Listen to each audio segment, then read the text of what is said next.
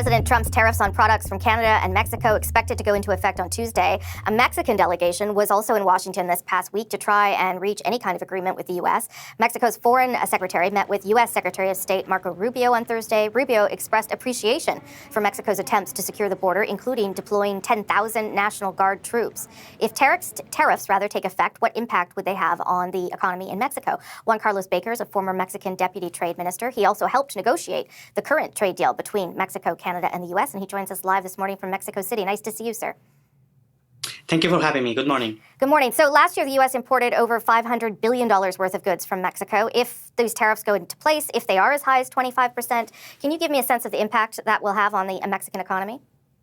Sure. There will be two, maybe three immediate consequences of tariffs being imposed at those levels. The first one is that naturally markets are going to resent it. I believe that the short-term perspective for investment, economic activity in general, the exchange rate and other variables are going to suffer greatly. The second is that given the intertwined supply chains that we have between Mexico and the United States, as they are between Canada and the U.S., such a tariff would immediately have the effect of basically stopping certain industries, given that it will be much more expensive to send those inputs or raw materials from Mexico to the United States. Yeah. I've heard that some companies might stop 2 or 3 days after those tariffs were hypothetically beginning next Tuesday. So that would lead to the third consequence, which is obviously potential layoffs, the increases in prices in the United States, and just in general, a great deal of uncertainty between Mexico and the United States in general, but obviously for the Mexican economy even more so.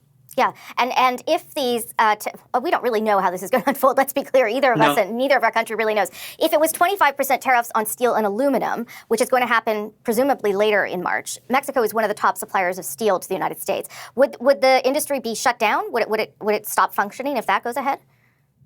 Actually, the trade in steel is not really from Mexico. The exports of steel to the United States are actually not that high. We're speaking about maybe between $5-6 billion. I mean, it's not also a small number, but clearly in that particular industry, the United States actually has a surplus vis-a-vis Mexico, which makes those tariffs even more difficult to understand. But clearly, the fact that we are in this scenario that we are discussing, the 25% across the board, plus the 25% on steel and aluminum that is set to go into effect on March 12th, will make matters even more complicated. If we go to that extreme, I would believe probably that the Mexican government will be forced to retaliate, because clearly there's no interest in settling down this matter from the White House, at least on a peaceful or on a constructive way, but rather it is just the sheer desire to impose tariffs. Yeah, President Sheinbaum has responded very strongly, putting all those troops at the border, as I said off the top there. The Mexican government has also been turning over leaders of drug cartels to the United States to show action on that. Do you think that there's anything that Mexico could do to stop this from happening, given what you know about Donald Trump and what he says is his favorite word, the tariffs?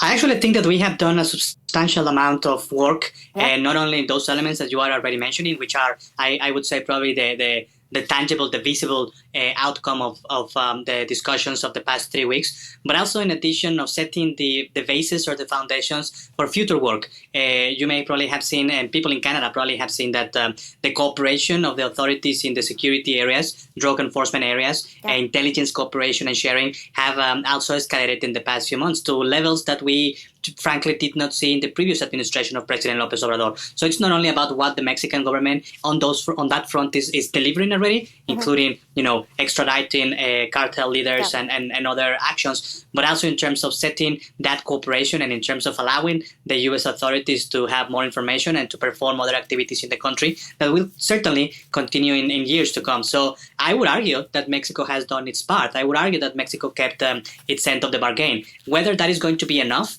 to prevent tariffs, we just don't know. We will probably have to wait until Tuesday. But as some of the speakers in the previous segment what you were saying, if we are somehow able to go around the tariffs this coming Tuesday and then on the 12th of March, the reality is that Donald Trump will continue to attempt to do something in the 4 years that he will be in the White House. So we need to be prepared. Yeah.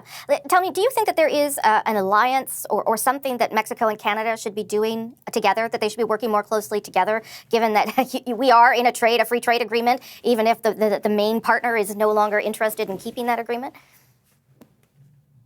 Well, I actually think that the U.S. is somehow if not explicitly stating it. I don't think that Donald Trump actually wishes to destroy the USMCA or the CUSMA, as it's called in Canada. Because, if he really wanted to rewrite the rules of North America trading, he will just step out of the agreement and be done with it. But rather, the threat that he is constantly wielding against Canada and Mexico, perhaps he considers that it is much more effective for the purpose of his agenda, that is. Now, what Canada and Mexico are doing already, I think it's something that we should continue to do, stay in close communication, learn from each other, and especially as we go about the review of the USMCA, the CUSMA, that is set to happen in 2026. I believe that we should be repeating the work that we did on the original negotiation back in 2017, which is, make sure that we are aware of what are the interests of the other country, and if not, cooperate fully, because each country has its own objectives, and we will pursue them as we see fit. But clearly coordinate in certain areas where I believe that the two countries have a shared interest. For example, automotive, certain position vis-a-vis China, or even the mining of certain minerals that are in existence in Canada and Mexico. So I think we're doing okay, but we can certainly escalate that cooperation in years to come. Juan Carlos Baker, thank you so much. I will come back to you and talk to you more as this all unfolds. Thank you for your time, sir. My pleasure. See you soon. Thank you. Bye-bye.